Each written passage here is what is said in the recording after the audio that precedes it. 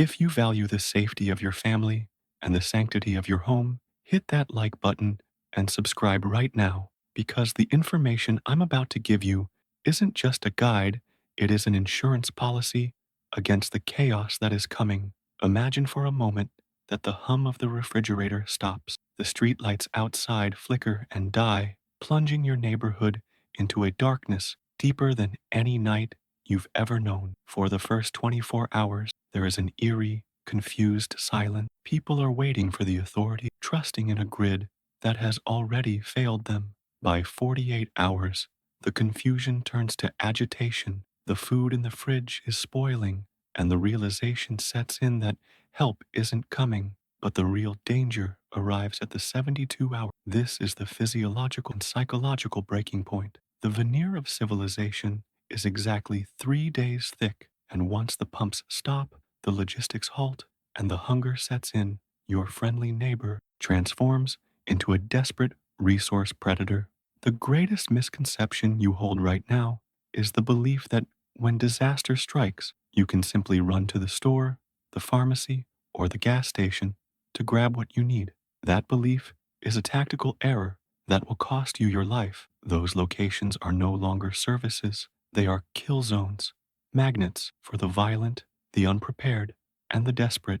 Today, we are going to dismantle the just in time mentality that leaves you vulnerable, and we are going to build a fortress of self reliance using common household items, physics, and the refusal to be a victim, ensuring that when the city turns into a war zone, you are nowhere to be found because you have already won the battle from the inside. The first step in surviving the collapse is to completely redraw your mental map of your town, specifically identifying and isolating the kill zones you must avoid at all costs. Grab a physical map of your local area and a red marker. You are going to circle every pharmacy, supermarket, gas station, big box hardware store, liquor store, and hospital within a 5-mile radius. These red circles are not destinations, they are death traps. The magic here lies in understanding the swarm dynamics of the desperate collective. When the panic hits,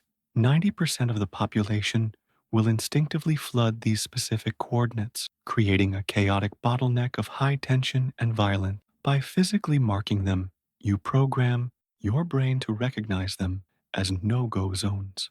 Your expert edge here is to also mark the primary roads leading to these hubs and avoid them too, because a desperate mob doesn't stay contained in the parking lot. It spills over into the surrounding streets, turning transit routes into ambush points for those trying to flee with supplies. Now that we've established where not to go, we must address the most critical resource that drives people into those zones: medication. The pharmacy is the first place to fall because it holds the keys to life for the sick and the addiction for the dependent. You cannot rely on a looted CVS for your survival. You need to build a shadow pharmacy in your linen closet right now. This means stocking up on over-the-counter painkillers, antidiarrheals, and antiseptics. But you need to go further. Look into legitimate avenues for acquiring emergency antibiotics, or learn the controversial but common survivalist practice of stocking fish antibiotics, which often contain the same active ingredients as human prescriptions, specifically amoxicillin. The science is simple. Infection in a post-collapse world is a death sentence, and the ability to treat a simple cut or a tooth abscess without leaving your home prevents you from entering the most dangerous kill zone of all. Rotate this stock every 6 months, keeping it cool and dry so you never have to barter your life for a bottle of pills. The next chaotic magnet is the supermarket, a place that operates on a razor-thin, just-in-time delivery system that will collapse within hours of the trucks stopping. To avoid the stampede for bread and milk, you need to replicate the grocery store's inventory in your pantry, but with a focus on caloric density, not variety. Go to the store today while the lights are on and buy 20 pounds of white rice and 20 pounds of dried beans. These are cheap, shelf-stable, and when combined, provide a complete protein. Store them in food-grade buckets with Mylar bags and oxygen absorbers to protect them from moisture and pests. The magic here is the psychological peace of mind. While your neighbors are fighting over the last dented can of corn, you're looking at months of guaranteed survival sitting in the corner of your closet. However, the expert edge is smell discipline. When the grid is down and people are starving, the smell of cooking food is a dinner bell for looters. Cook your rice and beans indoors with windows sealed. Or better yet, simply soak them, if you lack fuel, to avoid broadcasting your wealth to the hungry streets. Speaking of fuel, the gas station is perhaps the most volatile environment in a blackout.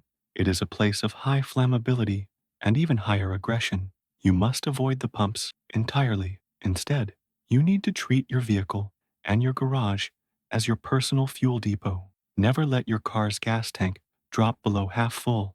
That is your mobile reserve. For your home generator or tools, store gasoline in proper jerry cans, but the secret weapon here is fuel stabilizer.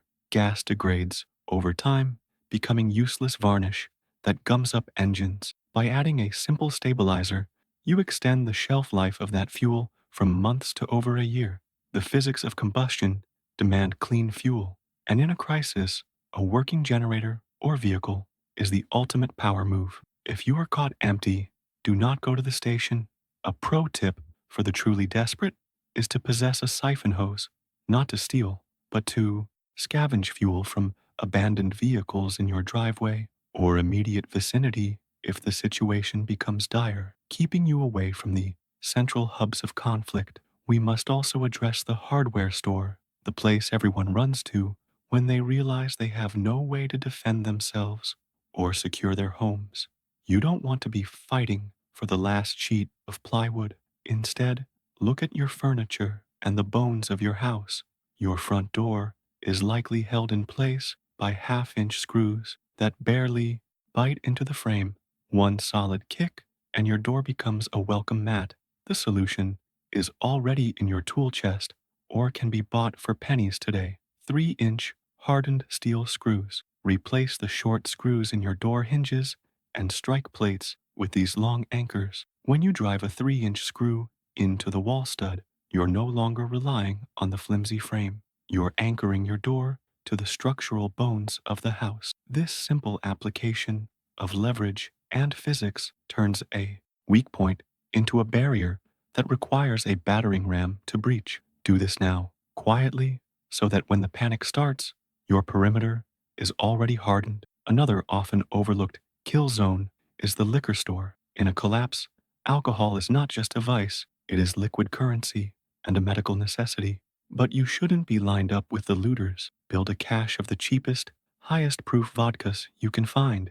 You aren't storing this for a cocktail hour. You are storing it because it is a multi-purpose survival tool. It is a disinfectant for wounds when medical supplies run low, a fuel for primitive stoves, and most importantly, a high-value trade item.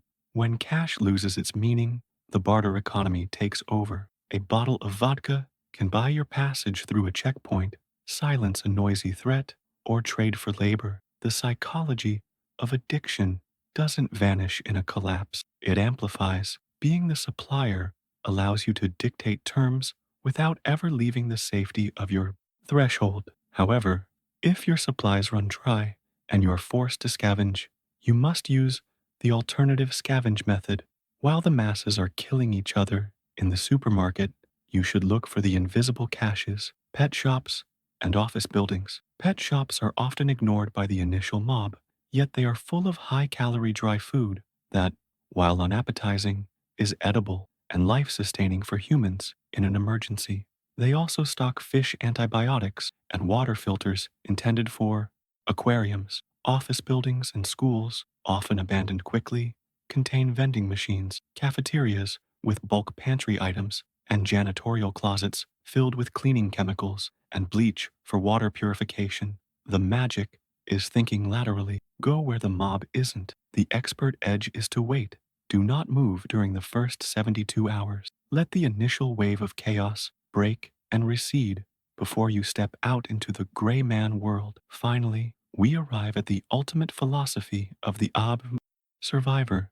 The goal is not to be the hero who fights off the horde, but the ghost they never knew was there. True survival is about resourcefulness, not expensive gear. It is about looking at a bag of rice and seeing a month of life, looking at a door hinge and seeing a fortification, and looking at a map to see the traps before they are sprung. The shadow stockpile you build today is the only thing standing between you and the desperate collective tomorrow. Now, return to that image of your home in the darkness. It is 72 hours into the collapse. Outside, the streets are silent, punctuated only by the shattering glass of a distant storefront and the shouts of men who failed to prepare. But inside your home, there is a calm resolve. Your door is anchored to the studs, unyielding against the threat. Your pantry is deep, your medical kit is stocked, and your family is fed. You are not huddled in fear. You are sitting in the quiet confidence of a strategist who saw the board clearly before the game even began. The neighbor with the crowbar walks right past your house, not because he likes you, but because your house looks dark, quiet, and empty. You have won the resource war without firing a shot. The blackout doesn't care if you are ready, but your neighbors certainly do. So, I have to ask you, when the lights go out, will you be a predator, a victim, or the ghost in the machine? Tell me in the comments what your first move is when the grid fails. And don't forget to like and subscribe to Bulletproof Your Survival Strategy.